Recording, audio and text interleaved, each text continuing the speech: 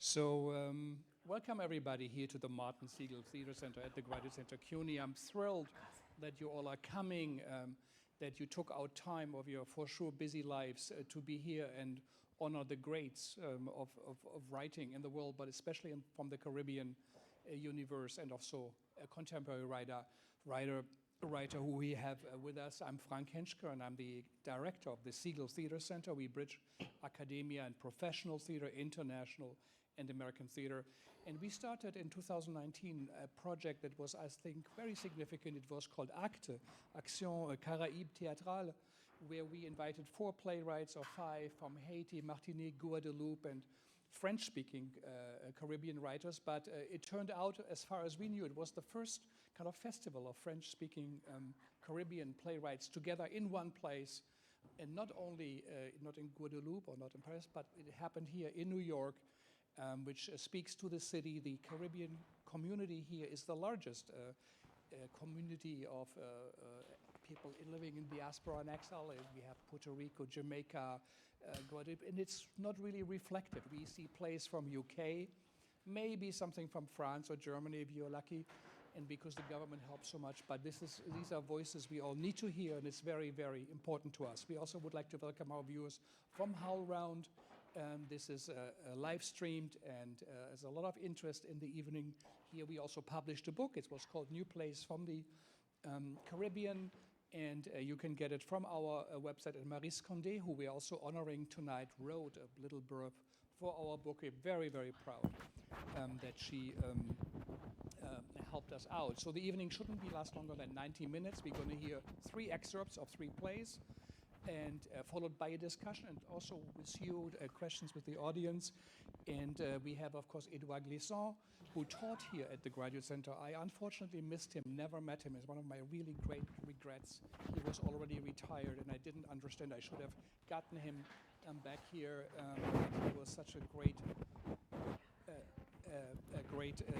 genius and writer, and Maryse Condé, who we all miss, and there was a great celebration of her, I think, in Colombia. There is one of the microphones scratching while we do this, yeah. And then we have also with us today Gilda Gonfier, a contemporary writer from Guadeloupe. There's Gilda, who flew in 2 days ago. And so we're going to have Gilda's play, Le Cachot, this is right. Then we have Traverse de la Mangrove from Condé, and then the history of black people from Édouard Glissant. Quite a sensational play, I think, in style and the way he created it and how he created it. So we're going to honor them. We would like to thank the Conseil départemental de la Guadeloupe, the Ministère de la France, and also Villa Albertine, division of the French embassy here in New York. Mm-hmm. And we are thrilled to have you here. If you have a cell phone, take a moment and let's turn it off. I'll do the same. So it should, as silent, it says on mine. And it never rings here, so this is good. And I think we will start with this Condé play, then we will have Gilda's play, and then the Glissant. So I would like to invite Magali to come over here. She's the director based in Paris and in Guadeloupe, who also was with us from the 2019 project. And so welcome, welcome Gilda, everybody. And here's the company of actors from the New Black Fest here in New York City. So I think it's going to be a very, very special evening. So tell us a little bit about the play.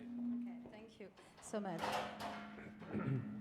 First time I went in the Martin Segal Center to present my players, The Day My Father Killed Me, translate to Amelia Parenteau, 6 years ago. Okay. I chose this work about Maryse Condé because I discovered it 20 years ago while filming a movie called The Mangrove Crossing. I will see an excerpt from the film at the beginning of this reading where Maryse Condé talks about the main character, Francis Sancher. I'm very happy to come for the second time with this project, and thank you to the Segal Center, Macha Production, the French Ministère of Culture, la DRAC Guadeloupe, le département de la Guadeloupe, Siyaj, la compagnie, the Black New Festival, and the authors and the fabulous actors. Go to playing. Why you can go. Thank you very much. You can applaud the fabulous actor. Thank you.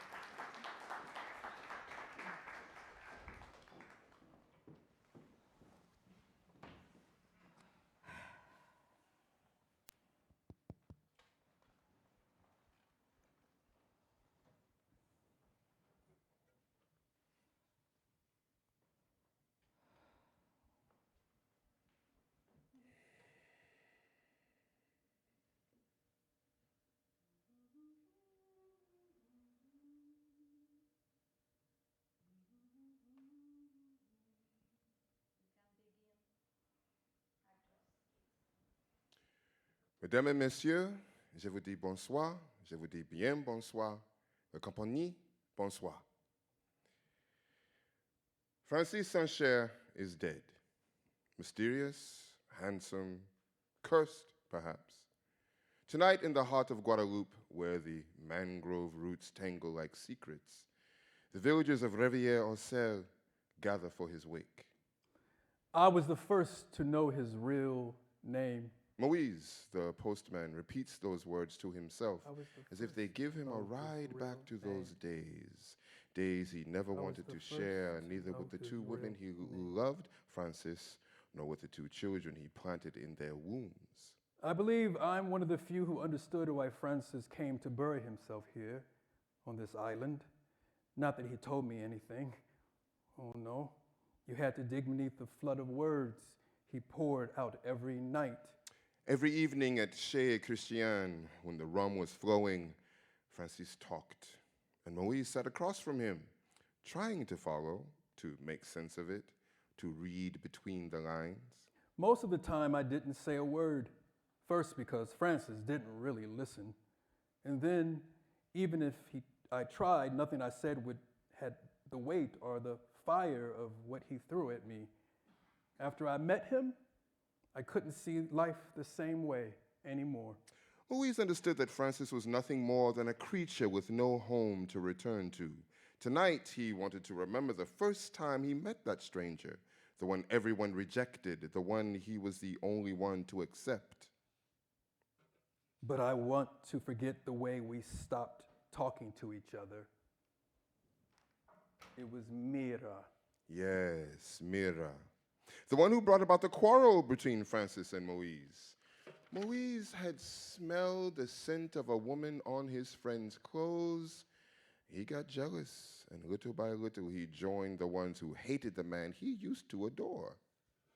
Solitude is my companion. She caught me young, and she never let go.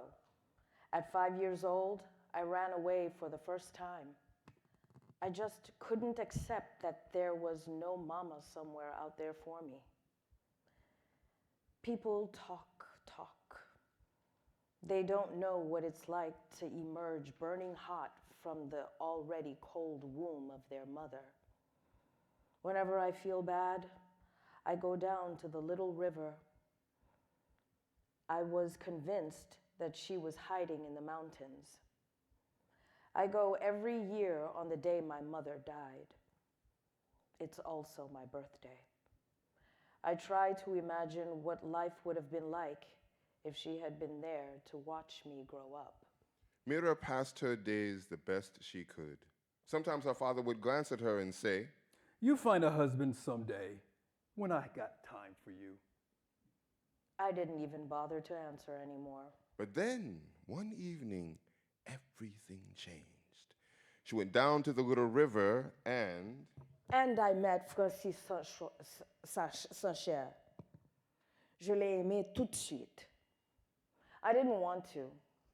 I had the reputation of a Cuban man. He had the reputation of a Cuban man who came here for no reason. I didn't know him at all. Maybe that's why I gave him all my hope. He wasn't from here. He came from across the water, from far away. And I thought maybe he could carry me away too. Mira was sad, realizing she has given her life, her love, to a man who is only waiting to die. Old Mama Sanson approaches Francis's body slowly. A widow born on this island and planning to die here to finish her days beneath a mango tree. She didn't expect to feel much, but now, seeing this body stretched out before her, she's moved. People say it was the burden of his sins, known and unknown, that killed him. I don't believe a word of it. If only sleep would come for me too, and wrap my twice-old knees in the warmth of morning and velvet black night. My body's tired. My bones, they crack. The night will be long. Mama Sanson have already nodded off once, right in the middle of Ave Maria. Mama Rosa jabbed her in her ribs to wake her up. She looked relieved.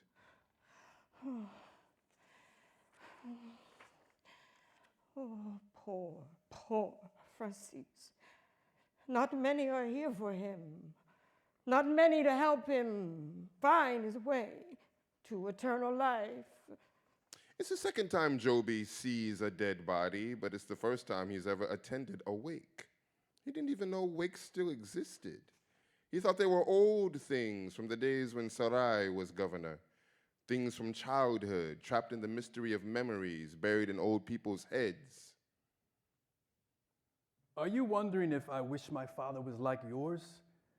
I wish he'd die. I wish it were him lying there instead of Francis. He hurt so many people. Every day I hear something bad someone says about Francis, and only I saw him once, actually. It was before Mira left with him, before their son Quentin was born. That day, I had just been kept behind at school because my algebra homework was a disaster. I had to stay late and redo it in the prep room on my way home. And that's when I met him. I guess it was him. Francis had been asking him 1,000 questions, talking and talking. Excuse me, sir, I have to go home now. But he kept talking.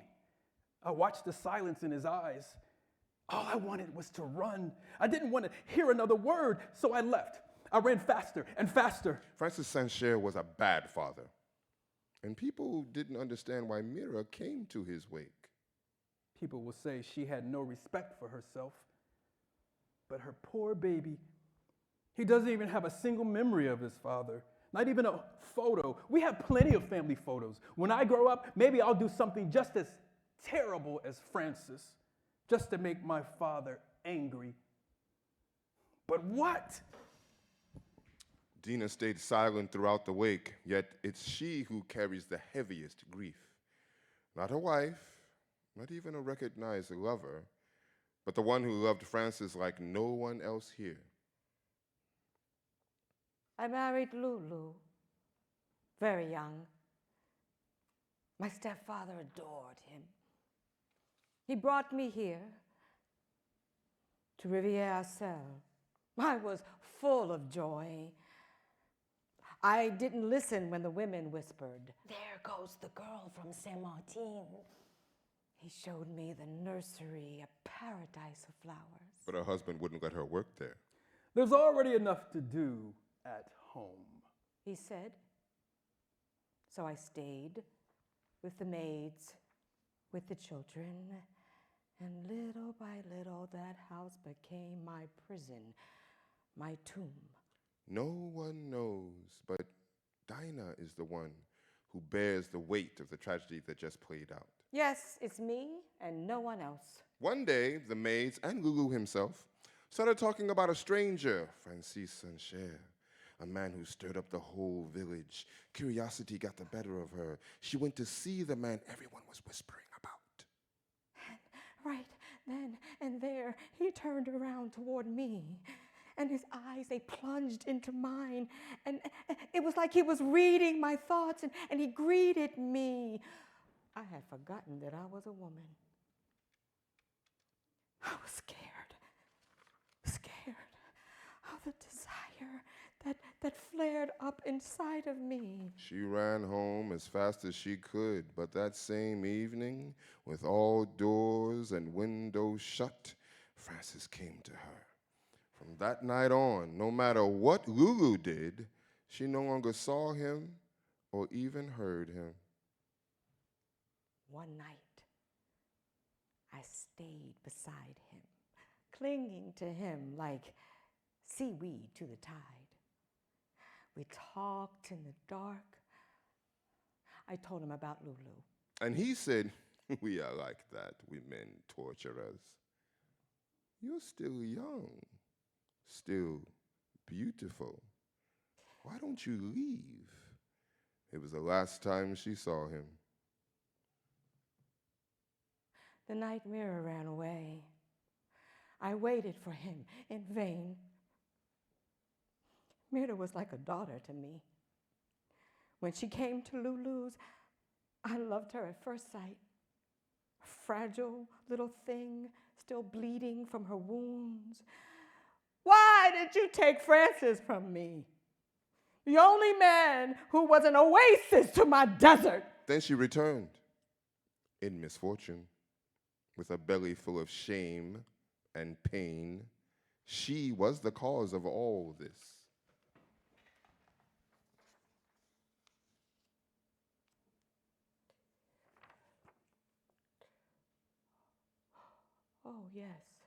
Oh yes, it's me. It's me and no one else.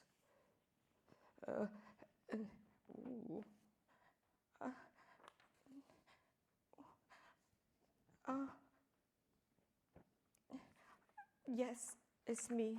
It's no one else. But she never blamed me. When she told me her story, instead of awakening my jealousy, it brought me to tears to my eyes. She was never happy with him. He tried to kill the baby growing inside of her. That's when Dinah understood he wasn't different. Francis was nothing but a murderer, a torturer, like he said. I made my decision. I'm leaving Lulu, leaving Riviera Cell. I'm gonna take my boys. I'll go looking for sunlight and fresh air. Lulu felt like going home to a warm bed. He couldn't even pretend he missed Francis Sunshare, nor wished anything but for him to burn in a sea of hell after a long and terrible crossing. Why hadn't she loved him? Once again, Lulu asked himself the question. Once again, he couldn't find an answer.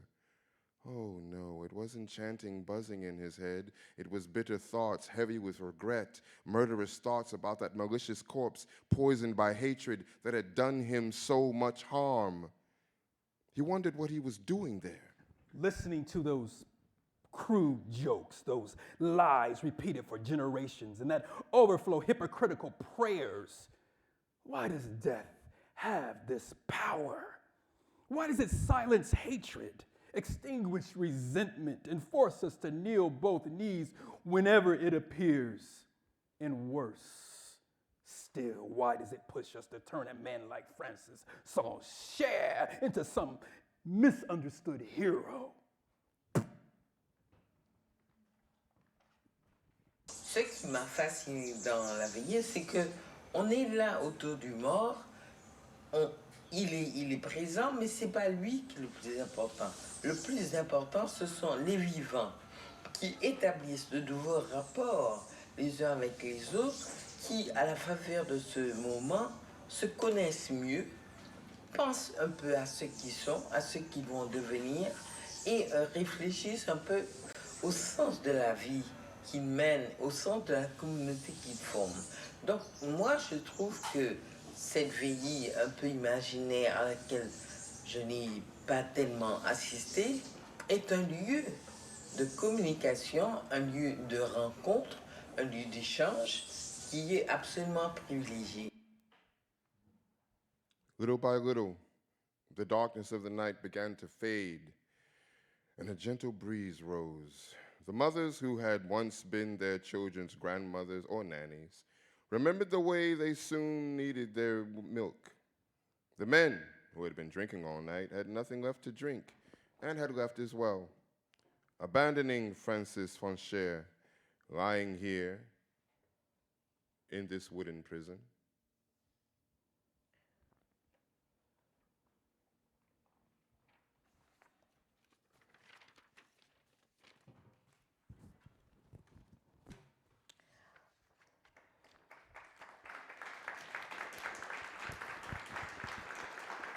He's asleep.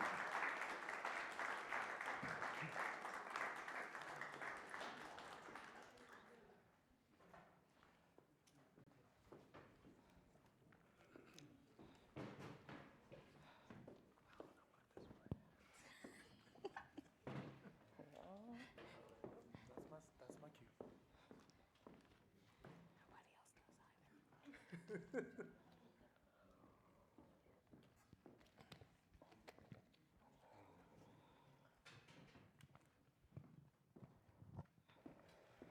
Nobody else knows either. Good evening. My name is Gilda Gonfier. I wrote a play, Le Cachot, and I like the title, another title, The Good Negro. In this play, I tell the story of Sebastian and his family. So here we are in, it's like Maryse said, it's like a veillée, and we are going to talk about death. So imagine we are in an apartment with 7 characters from Guadeloupe nowadays, and Rémi, you are only going to hear 4 of the 7. Rémi, who is the author, and who want to tell the story of Sebastian, the slave who was murdered by the slave owner, his girlfriend, Madeleine, and also friends, Corinne and Olivier. And what they are going to try is to overcome the sentences, because the slave owner was free to go. And so the past and the present get mixed up. And Rémi, Madeleine, Olivier, and Corinne just get on a break for the play. They have rehearsal, and the drama begin. Drama. Thank you. Drama.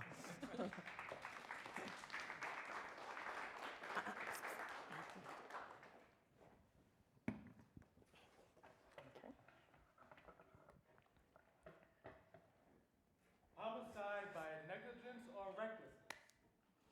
These questions were answered in negative after lengthy deliberation in the courtroom.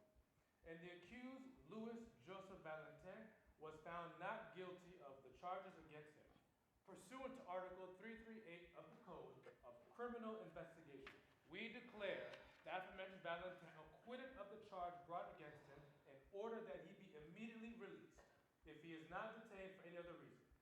Done and pronounced at the public hearing of the Court of Assizes of Pointe-à-Pitre at the courthouse of the said city on Thursday, February 3rd, 1842 at 10:30 a.m. Ah, dummy, Remy. Go to sleep, Remy. Go ahead. I'll tidy up. Madeleine, I need to be alone. Madeleine stops in her tracks. The others prepare to leave. You should have added a scene showing that Sebastian was really guilty of poisoning the cattle. Corinne takes Madeleine in her arms. Madeleine gets out of the way and starts to tidy up. Sebastian wasn't a rebel slave. I even think the other slaves were jealous of him. He searches the pages of the play. Francois, a former slave at Valentin, he seemed to hold on to something more than the others. He had the most beautiful garden, and Jacob adds in his testimony at the trial, he was the best work in the whole workshop. He worked as hard for himself as he had worked for white men. There's too much cane in this country. We should plant weed. It's more profitable. Twapcan and banan. Too much sugar cane and banana in this country. Madeleine puts on her shoes. Where are you going? I need some fresh air. She goes out. What's wrong with her? She's in love. I'm tired. Why did you give her this role? A sensitive and very contemporary adaptation. Her name is Madeleine, like the source written in the archives. What do I know? A consolation prize, no doubt. I'll go get her. Madeleine returns. It can't end like this. She pours herself a large glass of rum and starts drinking it, looking at Remy. Olivier tries to take the glass out of her hand. She escapes and finishes her glass, which she throws on the floor and shatters. Don't move. I want to dance. Your play lacks dance. She changes the music to a guacatun. Dancing. You're drunk. You didn't say anything to them when they were drinking. Olivier smokes pot too. Stop it, Madeleine. I want to dance. Women like to dance. I'll take her home. It's been a long night.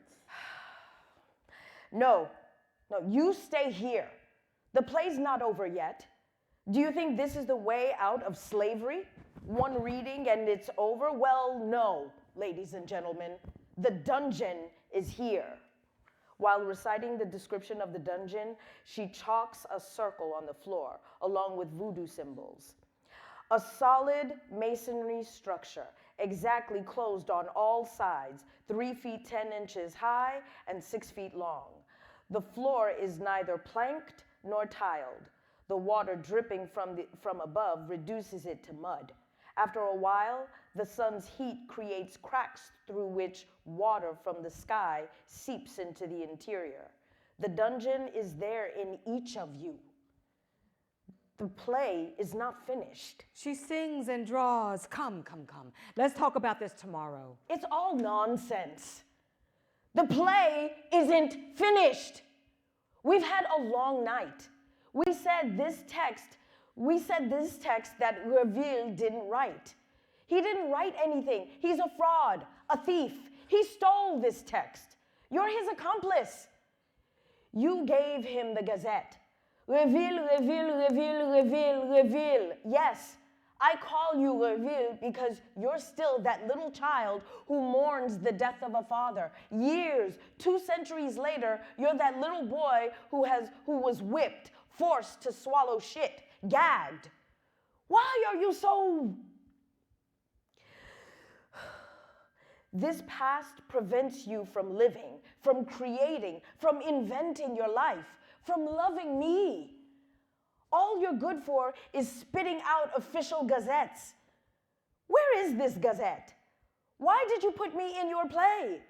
Madeleine isn't testifying in the trial, the real trial, which you've doctored and manipulated. You've distributed the words of every single person in this real story to suit yourself. That's manipulation. Only Madeleine is mentioned. She didn't even live on the property. She was the slave of another master. She throws the gazette in his face. It's your love I want. Not to be in your apartment playing the witch, the poisoner. Is that how you see me? Poison? You've had too much to drink. Take it easy. If you weren't so hysterical. You're going to see some hysteria. We won't get out of here until each of us has entered the dungeon. She locks them in and throws the keys into the night. You have to get inside. I invent a new rule. What's your problem? I declare that this play isn't finished. We have to really write it. How does it end? With a wake? A funeral? Death? Let's invent another ending. Let's save the country. Let's not let this Reville think it can lock us into this slave identity. Go into the dungeon. Say who you are. Tell your sin. Only then can you be free. We are the descendants of those thousands of slaves held by a handful of white men. We had machetes to cut cane, but the cane didn't set us free. The machete could have. Revolts are bloody. He was proud of his garden, Sébastien. The poor victim. I find this victim guilty. Guilty of having been the best Negro in the workshop. Guilty of having had the most beautiful garden. He wasn't a Mahon. He wasn't the one poisoning the animals. I was the one killing the animals. I was the poison. He was the best worker in the whole shop. He probably thought he could redeem his freedom through hard work. Get his freedom. You can't buy freedom. You rip it away if someone imprisons you. He didn't choose to take freedom by force of arms, to revolt. My brother. I revolt against my own slavery. It's small, it's stupid, but it's still slavery. I don't want to be stupid. I don't want to be satisfied with this artificial freedom.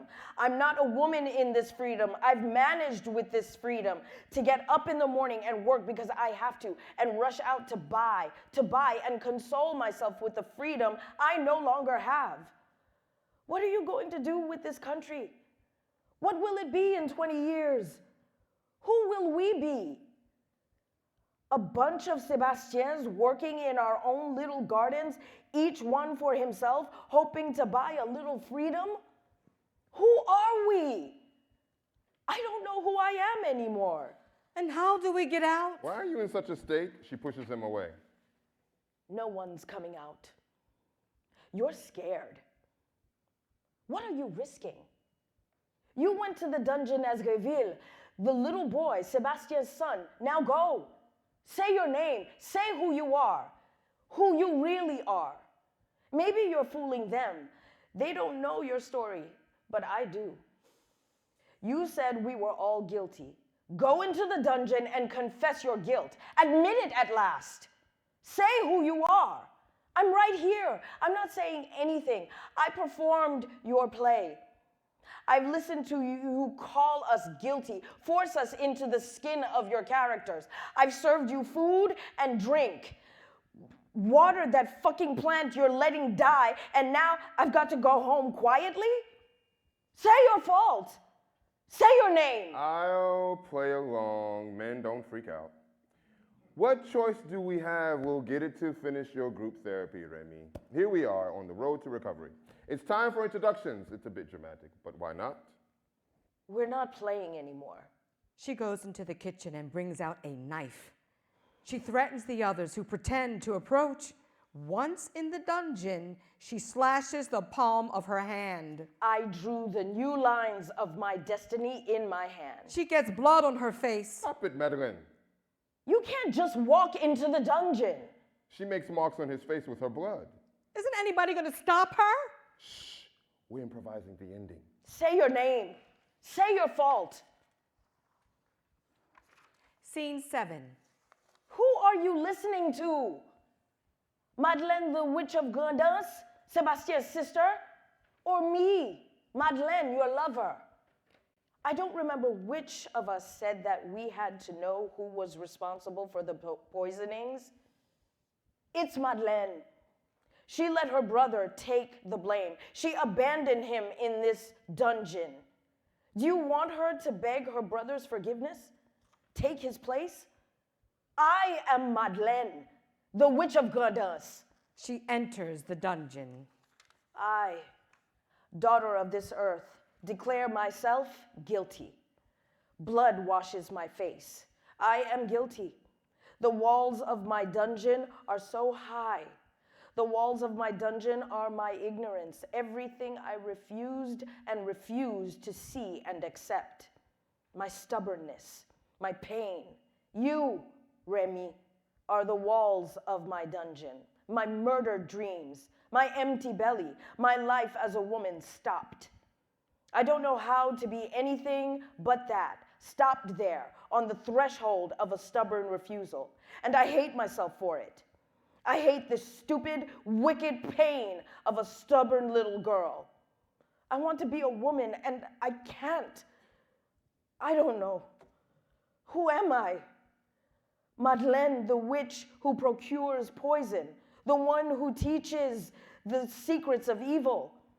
I've forgotten the taste of tears. I don't know how to cry anymore. She takes off the mask and throws it away. Let's put an end to this masquerade, my cinema, as you call it, Corinne. We don't know anything about slavery. It's too far away. We've forgotten. That era no longer masks our flesh or our minds. What do we know about slavery? What can we know about it? What did my mother's mother, and all the mothers before her tell us about slavery? What did they tell us? We've heard them, the slaves, in the testimonies, but I can't see them. They're too far back in time. I can't feel their wounds, their pain. I don't know their pain. Have I inherited this pain? The pain I feel, the tiny pain of love's spite. I'm ashamed. And I'm afraid too. Sometimes I hear, the country speaks to me. But I refuse this word. I'm afraid of it. It's the word of madmen, of those who wander around Pointe-à-Pitre. The word of Babsa, the word of the prophet, the word of those who have left the world and walk the earth. They are not Negmaon. They're a different breed. I'm afraid that if I listen to this word I feel in my belly, I'll go crazy. So I cling to my little pain of being a woman, plagued by heartache. I'm afraid of being something else, to love a man who loves me too. And this word calls to me. It's as if the land wants me to marry her.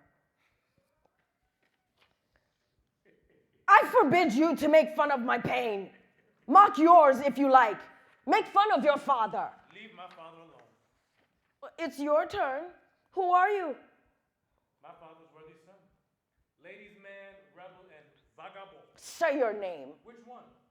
The one my father didn't give me, or the one my mother made for me? I don't have a name. We don't have a name.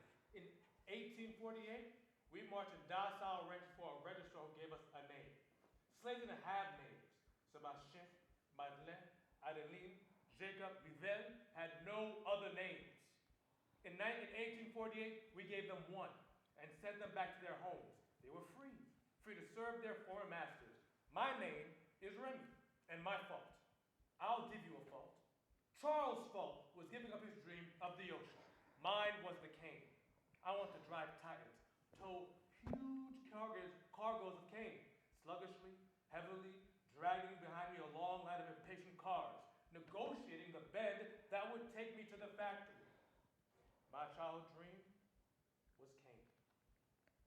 My father, a Guadeloupe peasant, a title he loved, rebellious and vagabond, didn't want a cane for his son, to whom he didn't give him his name, whom he didn't recognize. He said he had better things to do than to pass on a slave's name to me. He wanted to make me an intellectual, a great Greek, as he liked to say. For him, power lay in the land, not in the soil. My fault is to have become this nerd who speaks poor Creole, can't dance to the woka, and has never been able to go to the carnival. My fault is not being capable of anything. What do I create? You're right. I wasn't even able to write this piece. I just mixed up the statements like a big puzzle. I stirred it all up, and in a jumble, I just redistributed the words. I couldn't even come up with a closing argument, but I'm a lawyer. But there, incapable, nothing to get out of my own head, no inspiration. I'm glad. Give me your bag. You've got the spare key. He tries to grab Madeleine's bag, but she struggles. Calm down. Give me those keys, Madeleine. You stay away from her. Oh, what? Why are you to threaten me? You're crazy, Remy. Olivier, do something. He wants to play hardball? You're regretting not growing up on the second bridge. I've been in fights. You haven't. Where would you have found the time between two books? She's on the spare keys. You want to get out of here or not? Give me those keys, Madeleine. Madeleine throws them in his face. You'll never be free. No, and you won't accept that. You want me to be a man that I'm not. It's like the slave in the dungeon. We don't want him to be a resistance fighter, a Mahon, a poisoner of whites and cattle. Maybe he just wanted to redeem his freedom or get away with it, avoid the blows, please the master. Nothing more, nothing less. Not a hero, not a traitor, just a small, unambitious man tending his garden. Neither you nor I can change history. This country is made up of people like him, no doubt. And the world is what it is, with wars, murders, rapes, slavery, racism, poverty, disease, the barbarity of men, and again and again and again. You don't want to hear it. You don't even want to know. You are clinging to your ideal like a little girl who's been promised. Promised what?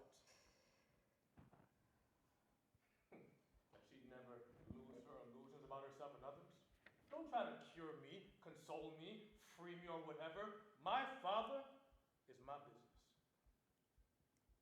The name he didn't want to give me is my business. His death is my business. And if it haunts me, that's my problem. Don't you dare come to rescue me. I don't want you to save me. You won't be able to erase anything. Now my mother's tears, now my father's blows. Just leave me alone. I'm not asking for you for anything. You can't do anything for me. And I can't do anything for you. Well, I can do something for her. The door's wide open. Madeleine picks up the knife. Madeleine, that's enough. We're going to go home now, okay? Leave him. You can't free yourself from your father, his name, his life, his death, alone in this hut, abandoned, and then smell of carrion and putrefaction. Shut up. Don't come any closer. The smell, you told me, has abolished the memory of the days when he carried you on his shoulders and showed you how to stop the rain. Shut up. He steps towards her. She steps back. She's in the dungeon. Remy doesn't enter. This name, this death, you wear them like a cross. Not like the reveal as a judge you played us tonight, so sure of the guilt of others. No, but like a martyr, a perpetual condemned man with a silent memory. You repeat the words of the slaves. You put them on stage. But you're no better than that Henri man who could recite the entire Code Noir by heart. And that's your dungeon. The inability to overcome your pain, your father's death, your father's miserable life, your father's name. You don't want to forgive him. You can't forgive him for being what he was. And you don't forgive yourself either for being what you are, for condemning your own father, for forgetting him. You forbid me to love you as you are, as a wounded son. I have no right to. Don't love me, you said. Give me that knife. Shut up. Just please stop. How I wish I didn't love you. How I'd like everything about you to be indifferent to me.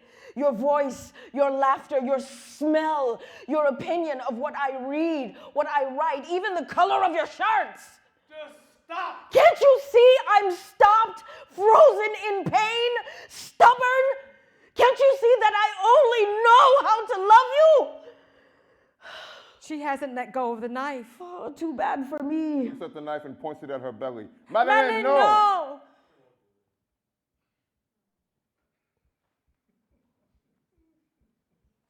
You think it's easy to stick a kitchen knife in your stomach? It's not easy, Madeleine, is it?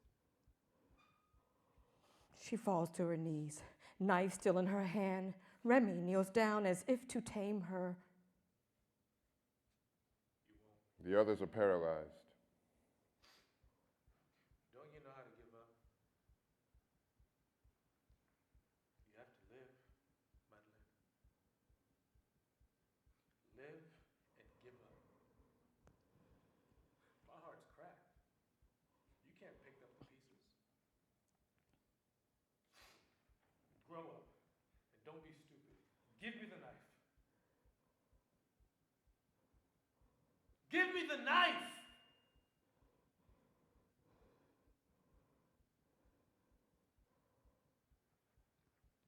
I don't believe in your game of scorned love. Stop acting.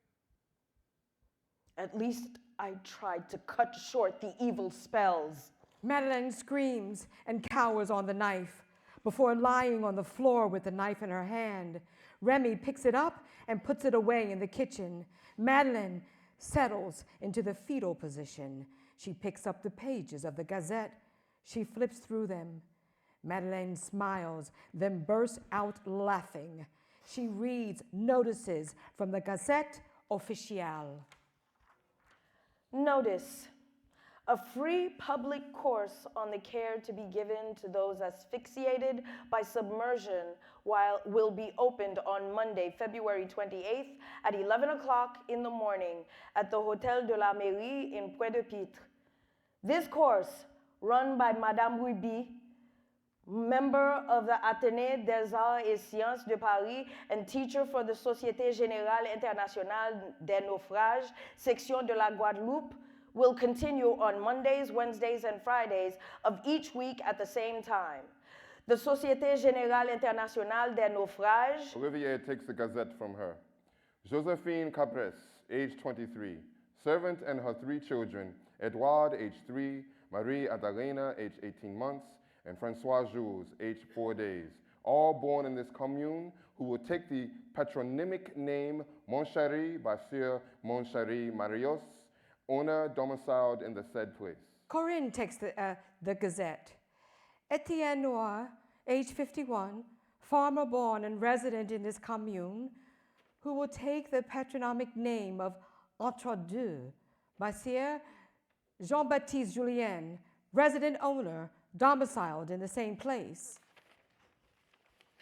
Freed, liberated, saved. Madeleine, black, 34 years old, registered at number 9175, having redeemed herself with her own money. You hear? Redeemed with her own money. She took the patronymic name of L'Amoureuse. She sleeps Madeleine L'Amoureuse. Sleepy, yes. I would have at least tried to cut short the evil spells, as you are all witnesses. Sleep, die, just a little. Evil spells, poison, death. Death? I don't want to die. I'm not giving up, Remy. Or if you like, I'll give up my victim status. I'm giving you back my victimhood. This old, holy, patched up garment of tears, defeat, shame, and resentment. I don't want it anymore. I'll never be a victim again. You can stay there in your dungeon. You'll be an executioner on your own without me. I'm not your victim anymore.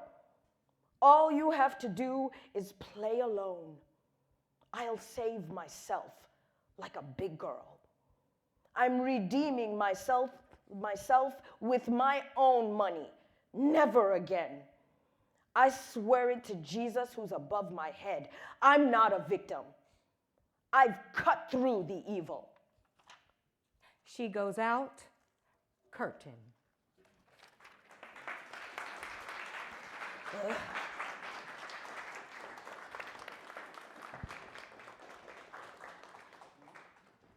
Hello, everyone. Nice to see you out tonight. My name is Keith Joseph Atkins. I'm the artistic director of the New Black Fest. I'm speaking on behalf of the artistic team for the next piece you're about to hear and witness. It is Tales of Black Histories by Édouard Glissant, and is translated by Andrew Daly and Emily Sahakian. Directed by Gilbert Laumord, who is not here with us today. He is, I believe, in Guadeloupe. I just want to tell you a little bit about the piece. It was originally a classroom exercise, gathering different speeches, articles, manifestos from different liberators across the African diaspora. And the focus of the class was to put a light on the struggles for liberation and enlighten and empower consciousness. I think that is all I have to say for now. Before we begin, I do want to acknowledge the actors involved that you're seeing tonight. We have Yvette Gagné, Pascal Armand, Carl Hendrick Lewis, George Bennett Watson. So without further ado, the next piece, Tales of Black Histories. Y'a Mystic Cri? Y'a Mystic Cri! Y'a Mystic Cri? Y'a Mystic Cri! Y'a Mystic Cri? Y'a Mystic Cri! This performance was conceived to illustrate 3 moments in Black history: slavery, the struggles for liberation, and neo-colonialism and its attempts at brainwashing. Of course, these 3 moments intersect depending on the country considered. Thus, Malcolm X and Lumumba find themselves here contemporaries of Ali Ker, murdered in Martinique in 1934. A spectacle off the beaten path, without doubt. One of its primary merits is to reconnect with the historical logic of our people. Begin with us this history, our history. Misery does not end, neither does hope. The path does not stop at the market. Those on stage speak of things past. As for the thing to come, you are the eyes who hold it in your hands. Let's see how far since glorious Africa we have walked. Together, let's strike the drum to announce the beginning. Won't you Help me sing these songs of freedom, 'cause all I ever had, redemption songs. When the sweat of the Indian found itself suddenly dried up by the sun, when the gold frenzy drained out the final drop of Indian blood in the market in such a way that not one single Indian remained from around the gold mines, they twisted toward the muscular river of Africa to ensure the relief of despair for a changing of the guard of misery. So began the rush to the inexhaustible treasury of black flesh. For they came for gold and carnage and domination. For gold! They will find a justification. For carnage. They will find a justification. When a man sells men as if beasts, he who is sold is crucified many times over, torn, martyred, but it is the seller who is a thing. It is the buyer who is demeaned. Seller, buyer are lower than beasts. Separate the woman from her man, yet in them is a terrible strength. They speak to each other above time. They fill all the space from one to the other with their hopes, their suffering, their revolt. Soon their cries will pierce the darkness. Toussaint Louverture, First hero of Haiti, Malcolm X, assassinated in the United States. Lumumba, who carried the Congo single-handedly. Lumumba, who fell at the end of the night like an exploding star. Everywhere it is the same thrust, the same cry, the same fever. Toussaint in 1800. Same thrust, same cry, same fever. Lumumba in 1960. Same thrust, Same cry, same fever.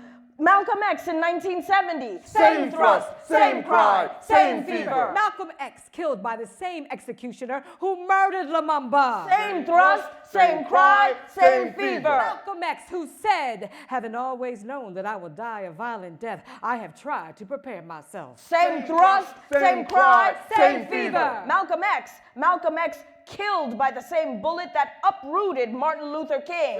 Same thrust, same cry, same fever. Malcolm X, who made the Black Panthers as surely as an orange tree made oranges. Same Thrust, same cry, same fever. fever. The same combatant for the same peace. And Aliker, assassinated by the colonists. It was in 34 for his share of shadows in Lamartine. Same thrust, same cry, same fever. The police opened fire. The police opened fire. Our brothers have fallen, women, children. Ye misty cry. Yeah, Mr. Cry. Is the public sleeping? No, the public is not sleeping. All right then. Then if the public is not sleeping, lend me your sleepless ear to hear the rest of my tale. Andre Alequier, 1894 to 1934, was a Martinican journalist and political activist close to the Communist Party. He accused Eugene Arbery, a prominent Becket, Martinique's elite white, descended from the old plutocracy and slave-owning class, of electoral and financial corruption. He was abducted and thrown into the sea, but washed ashore and survived. Denied police protection, he was abducted again, and this time was drowned. Same thrust, same cry, same fever. Yes, indeed, the same story, the same story. Yeah, You missed Mr. the cry. Is the public sleeping? No, the public is not sleeping. Then wake up from your sleepless sleep and listen to my tale, my history. On June 30th, 1960, the anniversary of Congo's independence, King Baudouin I of Belgium delivered a speech that began with, Mr. President, gentlemen, the independence of Congo constitutes the culmination of the work conceived by the genius of King Leopold II, undertaken by him with tenacious courage and continued with perseverance by Belgium. We have supported this barbarous people, and yes, Providence committed us to this chaos, and we have nourished them, healed them, educated them. We are a people of engineers and manufacturers, and we say to you, without bragging, today we give you an excellent machine. Take care of it. Lumumba, Prime Minister and Minister of National Defense of the Republic of Congo, retorted with the following speech, which caused him to be overthrown and killed in January 1961. You missed it, please! You missed the cry! Sire, I think of the forgotten. We were those that were dispossessed, beaten, mutilated, those that were treated as children, those that were spat upon. Sire, every burden that could be borne, we bore it. Every humiliation that could be drunk, we drank it. But comrades, the taste for life has not faded on our lips, and we have struggled with our limited means, struggled for 50 years, and look, we have triumphed. Our country is now in the hands of its children. Comrades and brothers in arms, today is a great day. It is the day when the world welcomes among the nations the Congo, our mother, the Congo, our child. Look, I lift her above my head. I return her to my shoulders. I deposited her on the ground, and I demand of you the truth. Do you know your child? And you responded together. She is the Congo, our king. Comrades, everything must be done, or everything must be redone. But we will do it, we will redo it. For the Congo. We will renew one after another all the laws. For the Congo. We will revise one after another all the customs. For the Congo. Everything bent must be straightened. Everything straightened will be raised. For the Congo. The free Congo. You hear? Have you seen? You hear? Have you heard?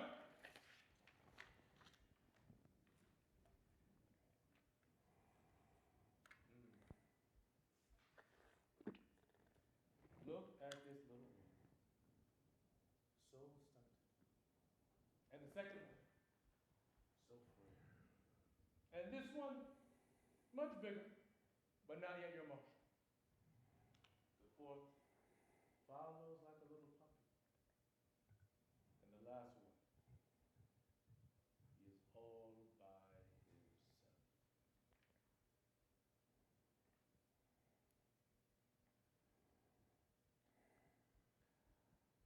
at them now. Are they strong enough? Are they valiant enough? Are they robust enough? Won't You help to sing these songs of freedom, all I ever have, redemption songs.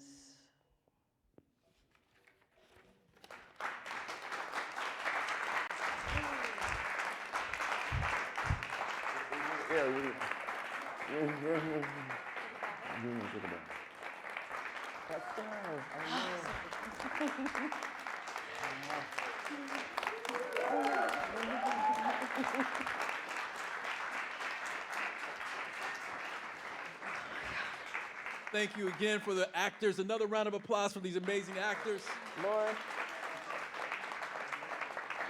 So we're now going to have a Q&A, a conversation with the playwright and director who are visiting here. So we're going to set it up really quickly for that. Frank is going to lead that conversation. Good. And you guys have to clip off your mics, your body mics.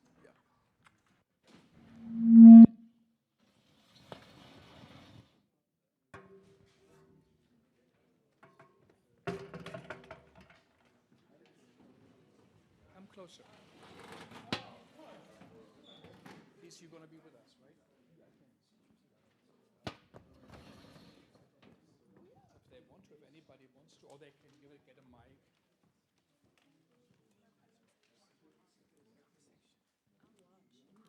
Oh, I'll give you a mic, and then when I ask you, you can maybe answer something.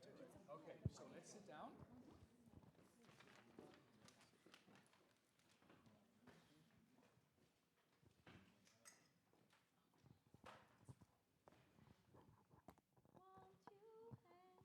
Yeah, so first of all, again, thank you. Thank you for putting this together, helping us at Keys from the new Black Fest and from you guys to fly in from Guadeloupe to continue our Caribbean theater project. Maybe we'll start with Gilda since she is here. So how did it feel for you to hear your play read?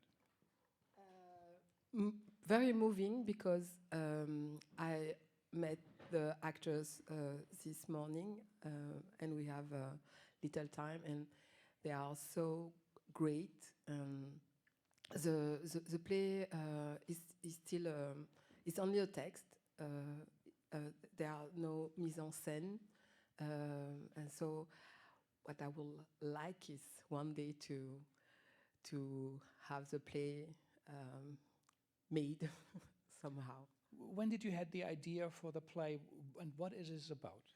I'm a researcher, so I'm passionate about history. I wrote a book with two historians, Frédéric Régent and Bruno Maillard, because here in the United States you have a slave narrative, but we in the French colony we don't have slave narrative, so we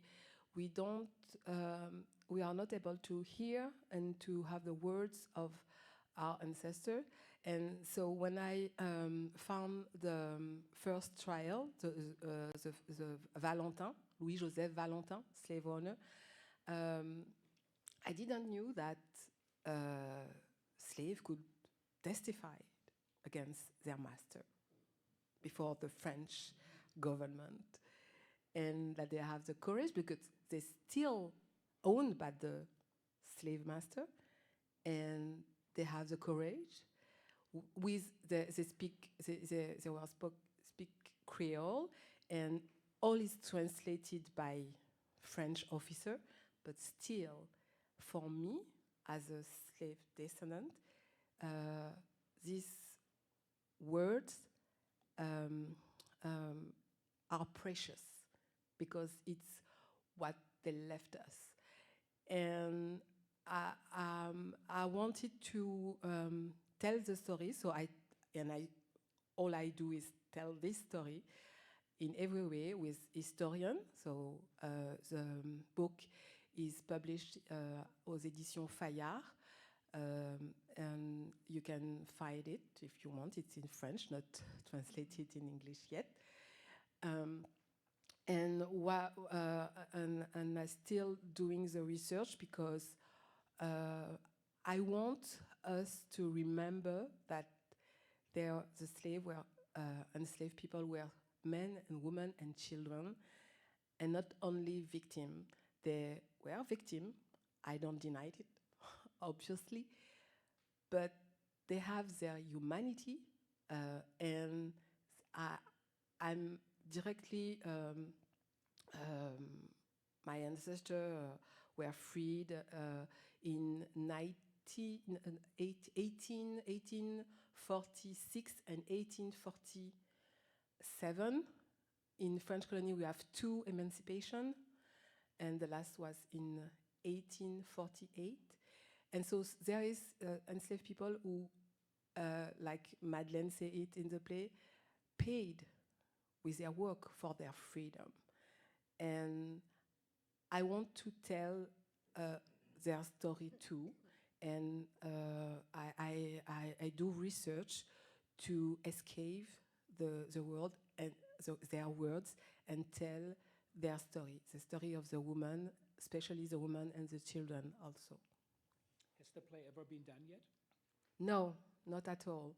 It's only published, and you can find the ebook, but no. And I'm not a director, I'm just writing. So we all heard the first reading tonight. Yes, they have been reading in Guadeloupe, but not the play, the total play yet. Oh, now let's come to Magali. Tell us the universe of Maryse Condé. Why are you attracted to it? The wake is a possibility to think about a metaphor of a society in Guadeloupean society, because it's very complex and very. Gilda can translate for me. C'est une société très vivante qui a beaucoup de paradoxes.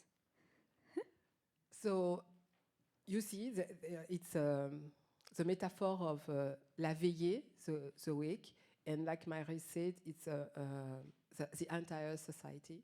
Yeah, and she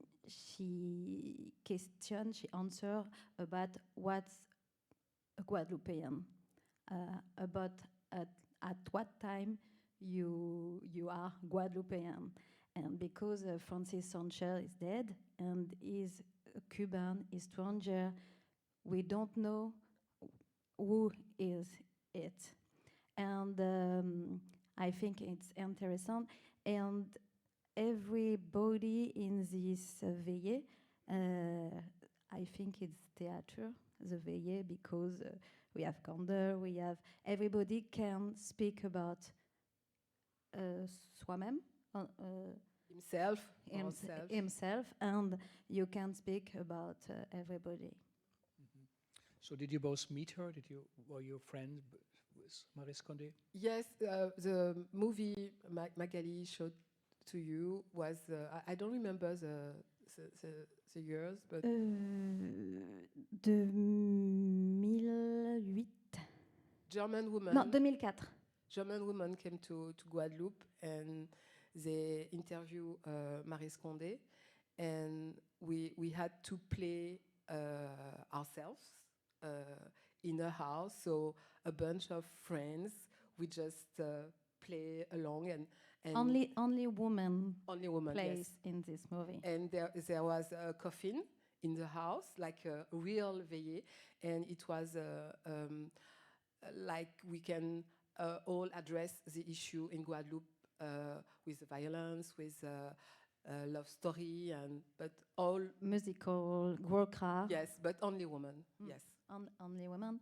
And after, since 10 years ago, I played with another piece of theater about Maryse Condé, La Voyageuse, by Josette Martial. And if I choose this text, the Maryse Condé.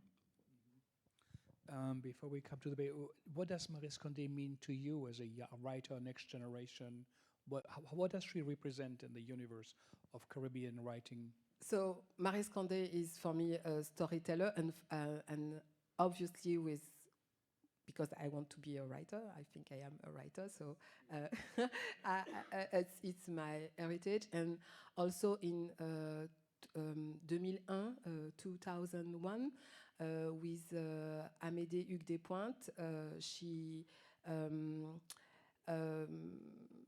implementing prize, literary prize, the Festival Écriture des Amériques, and Thomas Peer is here, and we have wonderful time. Thomas was in the jury, and it's a wonderful festival. And at the end of November, we will celebrate the 25th anniversary of this festival, and it's 1 week with 3 authors, and they arrive on Monday, and on Saturday we know which one won.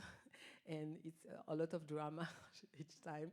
But we have, because only one has the prize, and the 2 others say, okay, we are sad.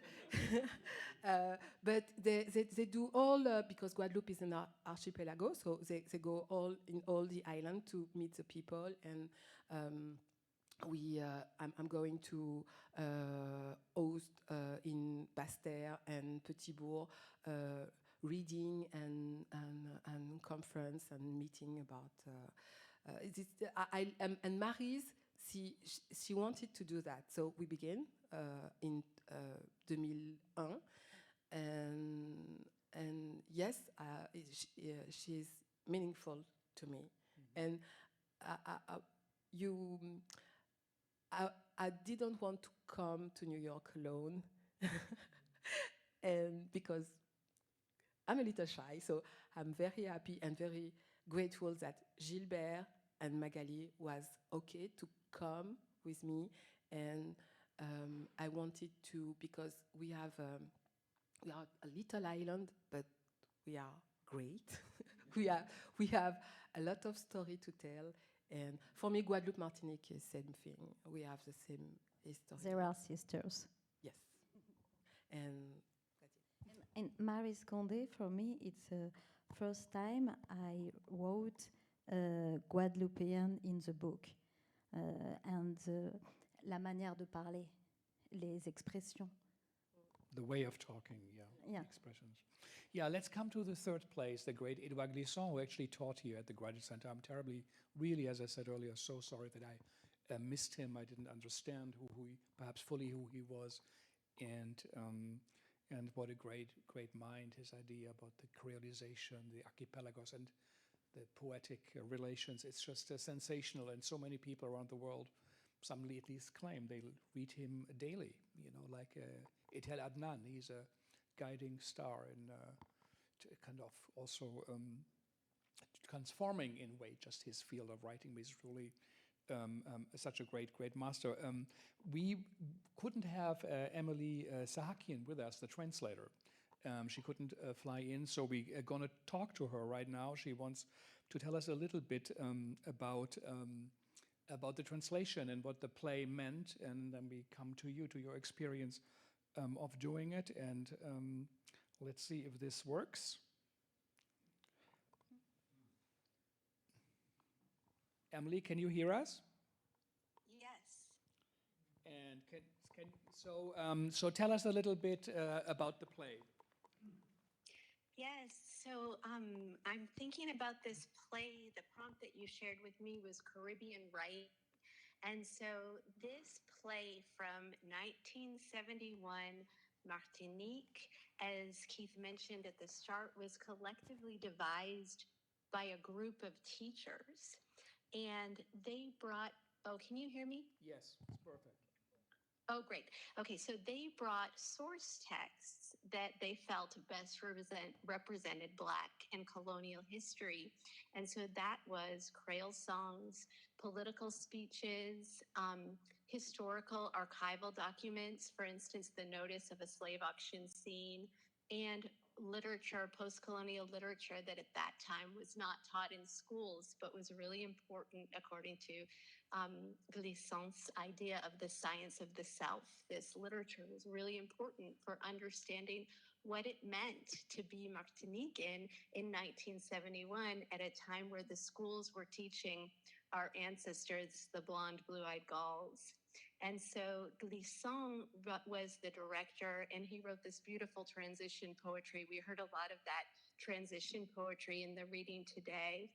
And through this montage, which we can think of as a creolization or a rassemblage, or a remixing, if you want, of these pre-existing texts with these new creations, also some scenes that they devised collectively together, they made this embodied, interactive enactment of history that was really co-created with the spectators, and they played it for thousands of working class spectators throughout Martinique. And I think that this play is really important for the way that we understand Glissant as well, because he's really famous for his theoretical concepts like creolization or relation, which are so important, or opacity. But he was also a cultural activist and a theater activist. And his writing, for instance, in Caribbean Discourse, was completely in dialogue with this work of activism that he was doing. And and the play also was done in cafeterias and restaurants, on marketplaces. Sensational, the idea of the collage, a 20th century idea, which the Rauschenbergs and the art world, did as a daily practice, but it wasn't really done so often in the theater world, to just collage and put things together and see this as an artwork without writing himself. Quite a great idea. And he was a great writer. Emily, you also saw the production of Gilbert Laumord, who could only direct via Zoom this morning because unfortunately he went to Cuba last summer, and that was it. He did not get into the country, sadly. Otherwise he would have been with us. We tried 3 times, things didn't work out, but finally this evening happened. But tell us a little bit about the production he did in Guadeloupe, and what do you think of it? Yeah, thank you. And I just wanted to say there actually were collages at that time in Martinique and Guadeloupe, but they were really just a presentation of this literature, and they did not serve to educate. This play is just beautifully spliced in a really masterful way. But I wanted to speak on Gilbert's remaking of this play, which really is a reinvention of Glissant's project, a recreolization or a remixing of a play that was already remixed. And through Gilbert's focus, he calls, and it's also the title of his dissertation, The Spirit of Woka. So this focus on the Caribbean storyteller, on Woka and the Caribbean performance traditions. And through that focus, incorporating the Vukum chorus and much more storytelling than we see in the original text, he remade the play and extended Glissant's project. And I think that the play is an open text and an invitation for future reinventions. And I'm so excited by the way that Gilbert has extended that project and performed it throughout the Caribbean. Yeah, this is quite an interesting play. We almost did it this fall for our Down to Earth festival because of some things that didn't work out. Keith also was involved in it. Keith, how was it for you to encounter the text and also to put this together as a New York director, writer, and also as a mentor of so many great writers here in New York? Well, I appreciate all of that. I wasn't personally part of this particular piece, the Tale of Black Histories. I think the actors probably have a better point of view about that. But I was very honored, first of all, to be asked to participate in a play exchange, a conversation around Francophone Caribbean playwrights. I'm Black American. My family has been here since the 1600s, so I also know my family history. We also come from free people of color who were descendants of white women who had children with men of African descent. I also am a descendant of enslaved people from the Deep South. So I immediately connected to all 3 plays because I read all 3 of them before I cast them. because I wanted to get the right actors to really help inform the storytelling. But I was just really moved and re-inspired by the importance of liberation thought, particularly now where we're in this world, at least in this country, we're in a situation where people are not quite sure what's going to happen. Are we in a dictatorship? Are we in a fascist state? Is it just democracy as normal? And I think this particular play, but all three plays in particular, all speak to how important it is for us to know who we are and where we come from and what we're fighting for. Because if you're fighting without really knowing your history, you're just kind of fighting blindly. And I think stories like these that we had tonight, and particularly what Emily is expressing about Édouard's piece, it just really speaks to, well, I'll say it this way. It feels like I've just been handed a torch to keep galvanizing and keep fighting and keep thinking about what shoulders I stand on. You know contemporary playwriting so well. I think Dominique Morisseau and so many others who you also met. When you hear those three pieces, do you feel this is there could be plays here from the North America? Do you hear something Caribbean, something different from it? How does it sound to you? How do you feel? Well, I mean, what I was sort of trying to suggest is that as a Black American, also knowing a lot of Black American plays and plays from the continent of Africa, and now being more exposed to, I mean, my earlier exposure was to English-speaking Caribbean writers and Spanish-speaking Caribbean writers who often don't consider themselves Black. But for me, the thread, the music that I hear in all of these stories is the importance of consciousness and liberation, and also to bear witness to the past. Again, we're in a country right now where the past is sort of being asked to be silenced and actually being silenced.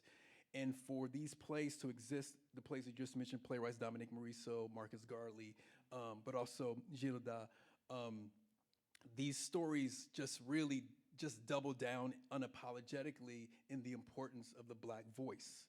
So you see them as sister or brother plays? Sisters, brothers, distant cousins who need to know each other, absolutely.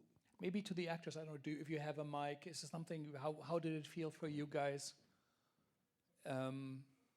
If you want to say something, you don't have to, but it's important, the voices of the artists to hear. Well, it was a new experience for me.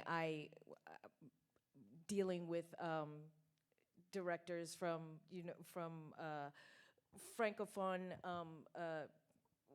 which was helpful for me because it was almost kind of like a coming home, because as Haitian American, I usually don't get to speak to other artists, well, besides other actors, but other directors who at least have that base. So that was kind of like, I was happy to come to rehearsal today, to deal with other directors and artists from other countries, but who also have that base. So I felt that I had some commonality with them. That was a great place for me to start, and then to learn as much as I have today. It was kind of, like a crash course, but also learning about how the struggle is basically the same. Like, it's just insert a different country, but we're like Haiti, and then we've got Martinique, we've got Guadeloupe. We're all fighting for the same things, and so we just have to find that unity. It's part of what it is to be that wokeness, for us to understand whatever it is that we're learning in our textbooks right now, that was crap. We need to do our own research to understand what is going on, because that in and of itself is the counter to whatever it is that we're going through, like slowly sliding into some fascist, I don't know what the majiggy it is, but whatever it is that we're sliding into, the way for us to counter it is to understand our histories, to understand where we've come from and how to stop it, and then to launch our counterattack with the knowledge that we gain and that we just garner for ourselves, so that we don't just take whatever it is that they're forcing down our throats. MAGA's not great.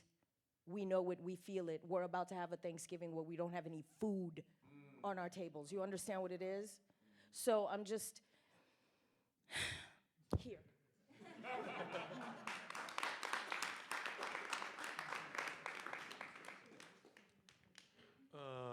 First, I want to say thank you.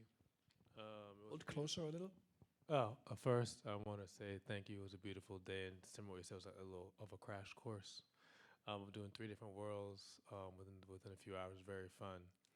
But I'm actually a little sad today because I wanted my son to be here. Only simply because of what you just said. As I was going through these plays, it reminded me of things about my past. I'm Haitian American, but I kind of forgot. And so, but again, it's nothing new. It's just that we've forgotten, or there's so much things that's happening that's either distracting us, or we just don't have the time, for whatever the reason, to really kind of like dig deep and kind of stay connected or rooted to where you're from. And for me, I think that was just a good reminder and a good lesson. And so why I said I'm kind of sad, because I missed the opportunity for my son to be here to just kind of say, oh, and, he asked me questions and what about this, and because the point is just to be reminded. And so Thank to you. me, that's like the biggest lesson for today, and I'm very grateful. So thank you. Thank you. Thank you. Well, in our Segal evenings, a dialogue with the audience is not just a little add-on at the end. We actually take it very serious, and we have such a brilliant audience here. Thomas Spear, as we said, a professor of theater. Armin Afani from Hunter College, who is with us. The students from the PhD program in theater. Students from the French program, I think, here in the Grad Center at NYU. So I would like to invite you all to ask questions. Maybe say, who you are, make your name and what you do, and I'll come to you with the mic, and then you can ask anyone you want. And I'm going to get a different, a second mic. Oh no, that's good. Here, you keep it here. So it doesn't have to be a question, can be a comment. You. No, you see. Hold it close. Yeah, no, I wasn't going to say anything, but I was just like happy. Thank you so much for this wonderful evening. I'm really grateful. To witness this experience, especially meeting my friend from Guadeloupe. And the players, it was fantastic. My name is Gina Sitson. I'm a vocalist and scholar, musicologist. Yeah, I'm originally from Cameroon. So everything speaks to me. So I'm kind of the roots, in a way. I wrote 2 books on Gwoka music from Guadeloupe. So when they were talking about Gwoka, I know what it is, but even though I'm not from that wonderful island, and I have good memories. And at the meantime, I think when we perform, as a performer, for instance, like me, we always have to go back to the essence of the meaning of our life. What exactly that she was mentioning. Sometimes we don't even think about the fact that the history, all the things we went through. And it's really for me, it was really moving. Believe me. So thank you so much. Yeah, and as far as I know, also Glissant made that collage because he was shocked how little school kids or even workers' friends knew about the history. He could not believe it because it was his life's work to uncover the invisible, what's under the invisible also. Somebody else? Yeah. Thank you. It's a pleasure to be here tonight. This whole experience has been exhilarating, to say the least. My name is Daniel. I'm from Ghana, not Guyana, Ghana. And I'm a teacher, teach social studies and history. So I love history. And something you said really stuck with me about how you don't really have much of a narrative of a history of the colonial history of your people, like in writing and all that. It really stuck to me. It just made me realize how much I and people from my side take for granted. Because those are the stories we grow up on. The story of Yas Antoa, a warrior queen, the story of these rich kings that we all descended from. So when I hear from a neighbor, because here's my brother from Cameroon who is right down from me, and I'm like, how? How do these stories get lost? How do we not know who we are? When I came here at first, I used to get pissed a lot about people's misconceptions and questions, to a point it felt very annoying.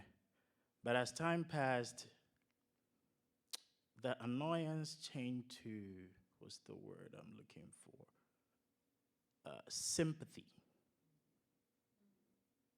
Because how can you be angry at someone who doesn't really know who he is?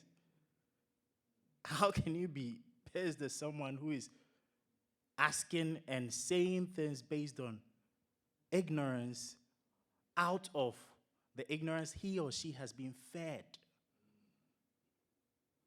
Most people, all they know about Africa, the islands, and all that is from mainstream media and these textbooks. And we have tons of textbooks of our history and the castles and the dungeons. So when your story was talking about the dungeon and all that, it was like a literal picture of one of the dungeons I've been to on excursion with my kids, showing them like, these are the cracks, the door of no return, all that. So I was like, how do we lose these stories? So spaces like these are amazing because they are a great reminder of who we are, and it should be encouraged. Fantastic, thank you very much.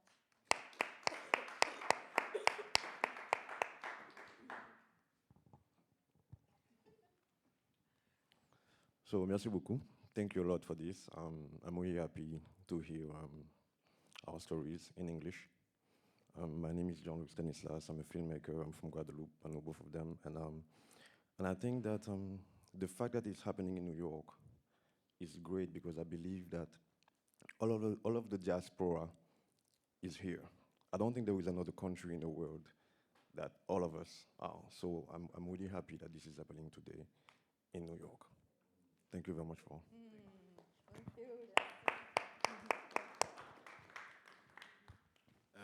Yes, thanks. I'm Thomas Spear. I taught for almost 40 years at CUNY, and there was a moment when Maryse Condé taught at Columbia and Édouard Glissant was here at CUNY and Assia Djeba was downtown, and all this bullshit about francophonie, it was happening here, you know. But I thank you all for your readings and the performance tonight. I mean, it's fun to see Gilda. We go way back and mentioned the prize many years ago. And actually, I realized this evening that I met both Maryse Condé and Édouard Glissant in 1990. Glissant in Louisiana before he became my colleague here. And Maryse, who came in 1990, and Traverser la Mangrove had just come out, actually. And it was that movement of the créolité, and it was kind of like Traverser la Mangrove gave you all that sauce, that salad of, Dinkins called it the tossed salad of the New York City. But I guess for me, especially, Glissant was the most important influence because of here. And I think there's something about the beauty of New York, too, because he loved that, you know, the encounter, the relation that we have between one another. And I guess rather than me talking, I'd be more interested in hearing from Gilda, because they're throwing the weight on you of the next generation. And I guess if you could just say a word, because of the people we heard from the Haitians, and there's a huge Haitian community here, and I think many of us know that literature more. If you could say a little bit of what's happening now. I mean, there's José Jarnidier doing theater, there's you, but could you speak a little of the post-generation now that Maryse and Édouard are no longer with us? So when you say new generation, I have gray hair, so I don't feel like new at all. But Le Cachot is my first and only play. I consider myself most of a novel even if I didn't publish yet. But there are a lot of story to tell, and what I think we need, because when I began to write, it was the subject was about identity, and it was very difficult for me to talk about identity, because when I was younger, my question was, what is a woman in our society? Because Guadeloupe is a macho world or whatever. So, but now that I'm older and that I need to know my history, the question of identity came back, but in another way. And for me, it's very important to tell contemporary, des histoires contemporaines. Contemporary stories. For now, but also to be grounded in the archives. And the research I'm doing now is because we are in a oral society, so like all is written doesn't belong to us. It's their archives, because when I say it's a white slave owner who wrote all the archives. But I consider that these archives, they belong to me, and I can do whatever I want with them, because my ancestors are in them.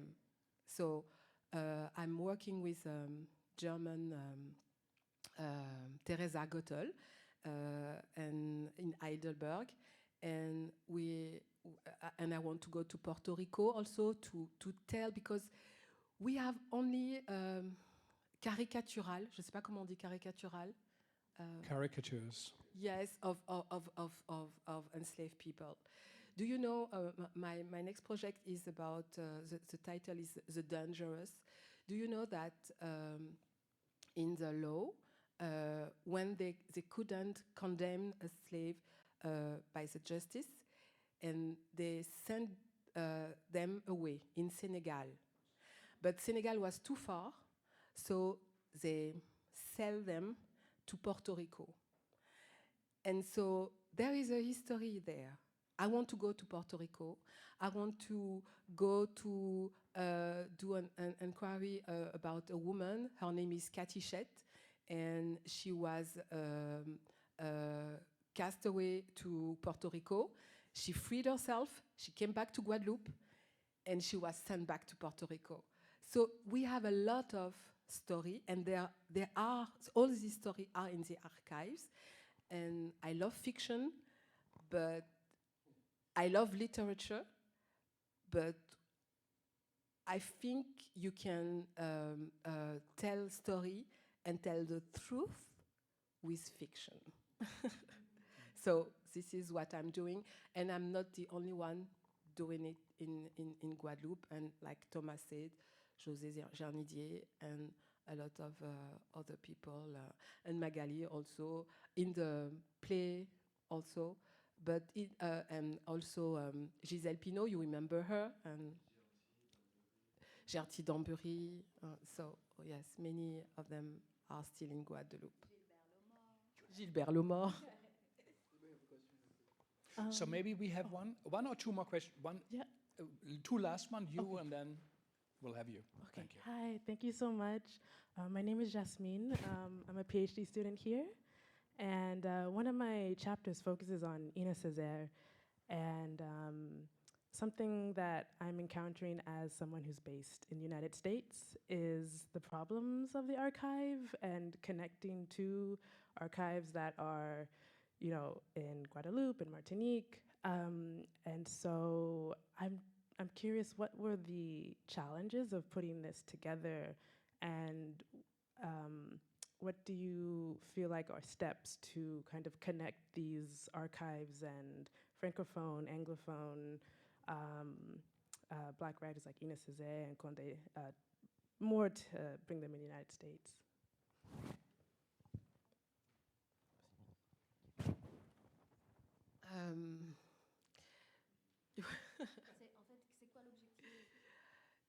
I think we need to have conversation. This is what and I was in a residency in Istanbul on June, and I met people from Russia, from Ukraine, from Persian. We are in the same planet, and we all dealing with, even if we have our own history, with the same issue. So we need to talk to each other, and event like that allow us to make connection and to hear from one another.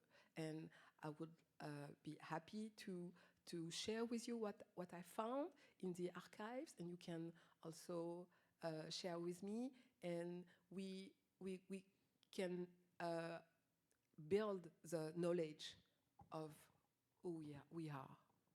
So Gilda is here till Saturday. You have a cup of coffee, right, at the Grad Center, and you get to. That's the whole idea of the evening.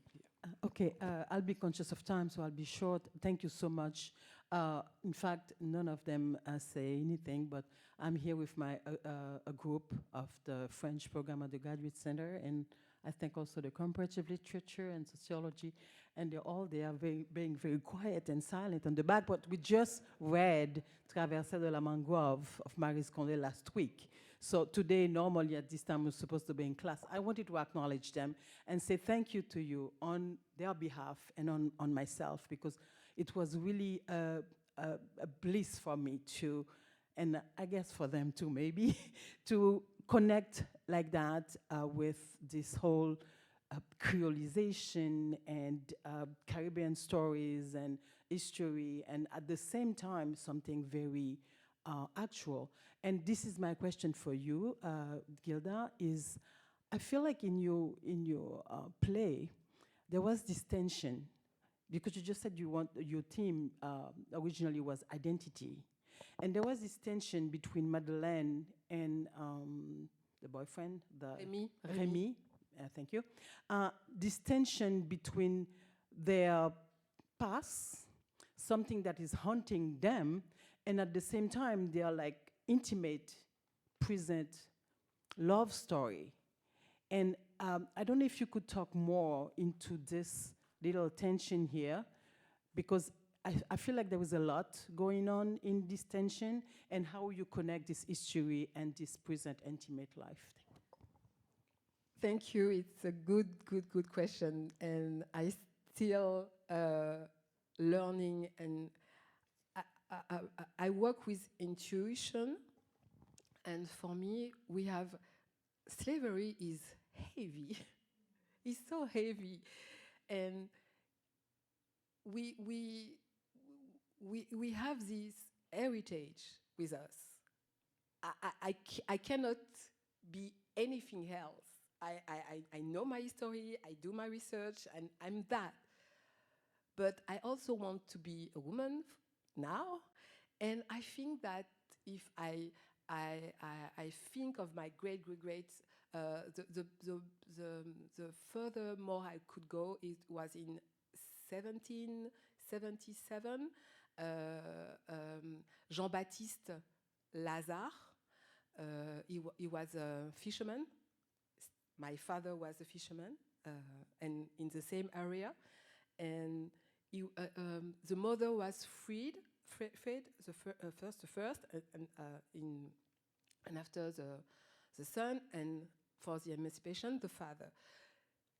I want to think of them as they want me to be happy now, to think of them, to acknowledge their battle, but they want me to be free, to be alive, to be creative, and to be powerful. They don't want me to be dying with anger, and I don't want to be with anger. So in this play, I wanted to tell, like we can be sometimes frozen in a history, and we keep to tell the same way, the white guilt, the victim, and we say again and again and again the same thing. And with the love, Madeleine is l'amoureuse. She love, and she tried to wake Remy and to force him to accept to be alive and not to be frozen in the past and to be wounded.